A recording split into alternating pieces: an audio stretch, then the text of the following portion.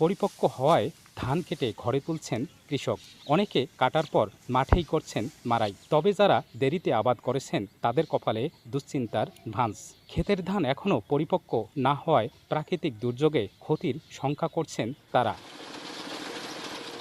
কাল বৈশাখী ঝড় ও শিলাবৃষ্টির শঙ্কায় কুড়িগ্রামে দ্রুত গতিতে পাকা ধান কাটা হচ্ছে। এরই মধ্যে শেষ হয়েছে ৩০ ভাগ ধান কাটা। এবছর জমিতে তেমন কোনো রোগের আক্রমণ না হওয়ায় ফলন ভালো হয়েছে। ধান কাটছি মেশিন দিয়া, মাড়াই করতেছি মেশিন দিয়া, কিন্তু এখন চিন্তিত আকাশ খুব দুর্যোগ, তাই আমরা তাড়াতাড়ি মাড়াই করতেছি।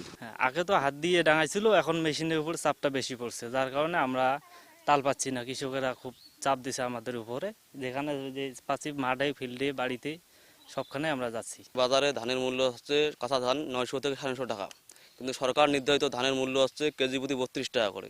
তো সর্বমোট হিসাব করলে হয় মন প্রতি 1280 টাকা, কিন্তু আমরা সরকারিভাবে ধানটা দিতে পারছি না। আবাদ ভালো হয়েছে, আমরা কৃষক মানুষ, এখন এই যে আকাশের শিলে বৃষ্টি, তাড়াতাড়িতে আমরা ফসল কাটপে নিছি বা আরও কাটপে আছে।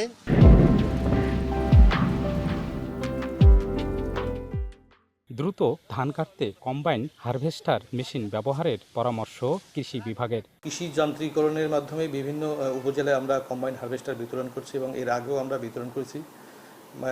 কৃষি বান্ধব সরকার শতকরা 50% ভর্তুকিতে কৃষকদেরকে কৃষি যন্ত্রপাতি সরবরাহ করছে।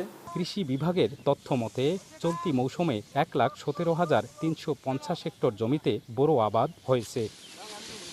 বাদশা সৈকত, সময় সংবাদ, কুড়িগ্রাম।